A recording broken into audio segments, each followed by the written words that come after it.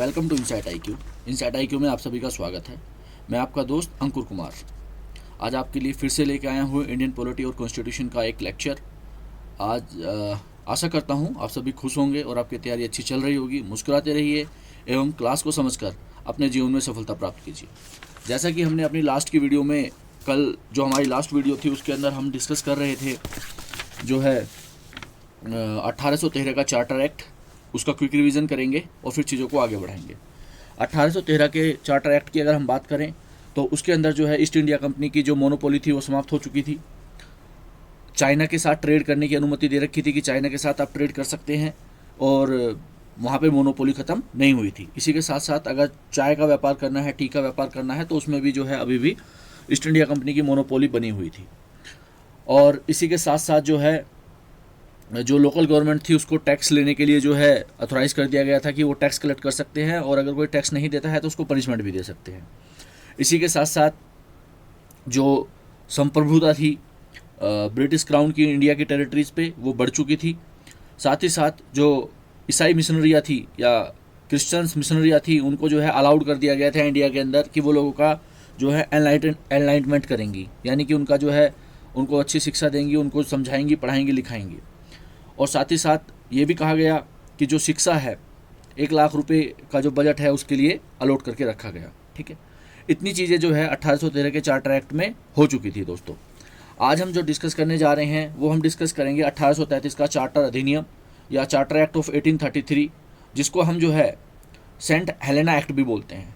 ठीक है, तो चलिए दोस्तों इस एक्ट के बारे में हम जो है डीपली स्टडी करते हैं और कहीं ना कहीं ये हमारे जो कॉम्पिटिटिव एग्जाम है उसके प्रोस्पेक्टिव से इम्पोर्टेंट होगा। चलिए दोस्तों शुरू करते हैं। तो चार्टर एक्ट ऑफ 1833 जिसे सेंट हेलेना एक्ट भी बोलते हैं, आप ध्यान रखेंगे। इसके रेगुलेशंस देखेंगे कि इसके रेगुलेशन क्या हैं। तो क्या है, ended the activities of EIC as a commercial body, यानी कि ईस्ट इंडिया कंपनी को की जो एक्टिविटी है उसकी एज ए कमर्शियल बॉडी के रूप में उसको जो है समाप्त कर दिया गया। नाउ क्या है, उसके बाद इस EIC was become purely administrative body, यानी कि जो ईस्ट इंडिया कंपनी है उसको पूर्ण रूप से जो है एडमिनिस्ट्रेटिव बॉडी बना दिया गया था। देखिए कहाँ से कहानी शुरू हुई और कहाँ पे कहानी आके खड़ी हो गई है। जब सन 1600 में ईस्ट इंडिया कंपनी भारत में आई थी तो उस टाइम पर जो है उनका जो क्लियरली मोटिवेशन था वो यही था, या जो उनकी अप्रोच थी, जो उनकी सोच थी वो यही थी कि हम जो है यहाँ पे जो है कमर्शियल एक्टिविटी करेंगे, यानी कि ट्रेड करेंगे। बट 233 साल के बाद लगभग जो है ईस्ट इंडिया कंपनी को जो है एज ए कमर्शियल बॉडी हटा करके एडमिनिस्ट्रेटिव बॉडी बना दिया गया, यानी कि अब तुम प्रशासन ही चलाओगे, अब तुम्हें कमर्शियल ट्रेड वगैरह करने की ज़रूरत नहीं है। तो परिस्थितियाँ और शक्तियाँ चीज़ों को समय समय पर चेंज करती रहती हैं, परिवर्तित करती रहती हैं। ईस्ट इंडिया कंपनी का भारत के अंदर जो है इतना प्रभुत्व स्थापित हो गया कि इतने बड़े भारत के अंदर जो है वो एक कमर्शियल बॉडी से हट करके एक एडमिनिस्ट्रेटिव बॉडी में के रूप में परिवर्तित हो गई, और इस सब को करने में बस केवल और केवल 233 साल का समय लगा। तो ये हमारे 2 रेगुलेशंस हुए कि जो ईस्ट इंडिया कंपनी को एज ए कमर्शियल बॉडी जो है ख़त्म कर दिया गया, और जो है सेकंड वन क्या था कि उसको एज ए एडमिनिस्ट्रेटिव बॉडी जो है लागू किया गया, या एडमिनिस्ट्रेटिव बॉडी के रूप में उसने प्योरली काम करना शुरू कर दिया। इसके बाद आता है administrative changes in charter act of 1833, यानी कि एडमिनिस्ट्रेटिव चेंजेस क्या हुए वो हम देख लेते हैं।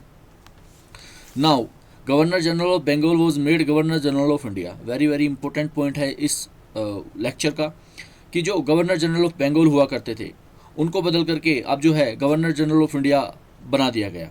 ठीक है, पहले शुरू में क्या था, गवर्नर्स थे, उसके बाद गवर्नर जनरल बने, अब गवर्नर जनरल ऑफ इंडिया बन गए हैं।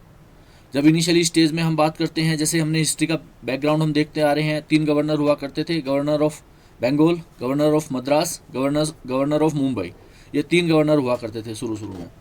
फिर एक्ट आए, एक्ट आने के बाद में जो है गवर्नर जनरल की जो पोस्ट है उसको क्रिएट किया गया और गवर्नर जनरल ऑफ बंगाल बनाए गए, और जो बाकी 2 गवर्नर थे, गवर्नर ऑफ मुंबई और गवर्नर ऑफ मद्रास, इन दोनों को उसका सबॉर्डिनेट बना गया। फिर से एक्ट आए तो जो है गवर्नर जनरल ऑफ बंगाल को जो है ओवर राइड करने की पावर दे दी गई कि अगर गवर्नर ऑफ मद्रास और गवर्नर ऑफ मुंबई कोई डिसीजन लेते हैं और वो डिसीजन या कोई काम गवर्नर जनरल ऑफ बंगाल को पसंद नहीं आता है तो उसको ओवर राइड करके वो अपना डिसीजन दे सकते हैं। और अभी हम बात कर रहे हैं चार्टर एक्ट ऑफ 1833 में कि गवर्नर जनरल ऑफ बंगाल का नाम बदल करके क्या कर दिया गया है, गवर्नर जनरल ऑफ इंडिया। इसके बाद हम देखते हैं Lord William Bentinck was the first governor general of India. तो हमारे पहले जो गवर्नर जनरल ऑफ इंडिया होंगे वो उनका नाम रहा लॉर्ड विलियम बेंटिक। आप अच्छे से समझ लीजिए, ये कई बार कॉम्पिटिटिव एग्जाम में, वनडे कॉम्पिटिटिव एग्जाम में पूछ लिया जाता है, ठीक है। इसके बाद थर्ड क्या हुआ, governor general was vested with all civil and military powers, यानी कि पहले जो पावर्स थी वो डिवाइड होकर रखी हुई थी, लेकिन अभी क्या है, गवर्नर जनरल ऑफ इंडिया को जो है सभी प्रकार की जो है सिविल और मिलिट्री पावर जो है डेडिकेट कर दी गई हैं, अब वो ही सर्वे सर्वा हैं। इसके बाद क्या हुआ, exclusive legislative power was given to governor general of India for the entire British India. The act deprived the governor of Bombay and Madras of their legislative power, ठीक है। यानी कि जितने भी ब्रिटिश इंडिया है उसमें जो है कंप्लीट रूप से सर्वे सर्वा जो है अपना गवर्नर जनरल ऑफ इंडिया हो गए, ठीक है। इसके बाद law member introduce in the governor general council and law member was Lord Macaulay. देखिए अभी क्या है, एक गवर्नर जनरल काउंसिल बनाई गई, ठीक है, और उस गवर्नर ला जो कानून से संबंधित था, लॉ मेंबर जो है उन्होंने इंट्रोड्यूस करा गवर्नर जनरल काउंसिल को, और जो पहले लॉ मेंबर बने भारत के अंदर वो बने लॉर्ड मैकाले। भारत से मतलब है ब्रिटिश इंडिया, ठीक है ना, आप ये चीज़ समझ लीजिए, ठीक है। ब्रिटिश इंडिया का जहाँ तक आधिपत्य था, जहाँ तक उन्होंने उसको जो है चीज़ों को किया हुआ था, अपना जो है वर्चस्व स्थापित करके रखा हुआ था, टेरिटरी को कब्जा के रखा हुआ था, या उनका जो शासन चल रहा था, एडमिनिस्ट्रेटिव चीज़ें चल रही थी, तो उसको हम बोलते हैं ब्रिटिश इंडिया, ठीक है। तो जो पहले लॉ मेंबर बने वो बने लॉर्ड मैकाले। तो आप इस चीज़ को भी याद रखेंगे, ये पूछा जा सकता है क्वेश्चन कि पहले लॉ मेंबर ब्रिटिश इंडिया के अंदर कौन बने थे, तो वो बने थे हमारे लॉर्ड मैकाले, और किस एक्ट के तहत, चार्टर एक्ट ऑफ 1833। इसके बाद Indian laws were codified and consolidated. तो जो भारत के अंदर लॉ थे उनको जो है कंसोलिडेट किया गया और कोडिफाइड किया गया। जैसे आज की डेट में जो हमारा सीआरपीसी आईपीसी चलता है, तो उस तरह से जो है उन चीज़ों को जो है कोडिफाइड और कंसोलिडेटेड किया गया। अब हम देख लेते हैं इसका अदर चेंजेस क्या रहे। तो अदर चेंजेस में principle of non discrimination introduce in this act. No Indian to be denied employment under company based on religious colour. Second, abolished slavery. तो अब देखिए क्या हुआ यहाँ पे, इसमें अदर चेंजेस क्या करे गए चार्टर एक्ट ऑफ 1833 में, कि कोई भी डिस्क्रिमिनेशन नहीं किया जाएगा।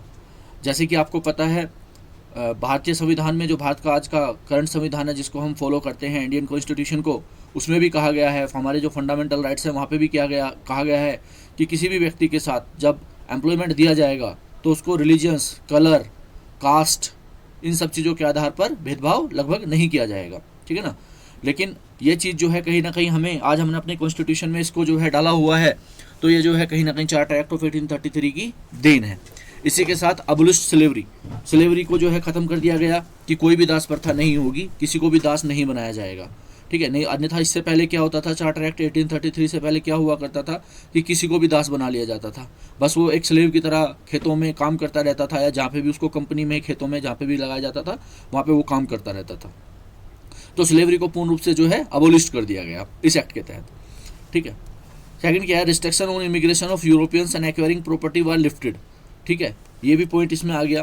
Provision for open competition for civil services, ये सबसे इंपॉर्टेंट पॉइंट है इसके अंदर जो है, दो पॉइंट, फर्स्ट पॉइंट और थर्ड पॉइंट जो है इंपॉर्टेंट है। इसमें क्या है, provision for open competition for civil services, यानी कि सिविल सर्विसेज जो थी उनके लिए कंपटीशन ओपन कर दिया गया, मतलब भारतीयों के लिए। पहले क्या होता था कि भारतीयों के लिए ये कंपटीशन ओपन नहीं था, लेकिन अभी क्या करा गया, 1833 के चार्टर एक्ट में ये चीज़ बोली गई कि जो भी कंपटीशन है वो जो है सभी के लिए ओपन है, उसको कोई भी अटेम्प्ट कर सकता है।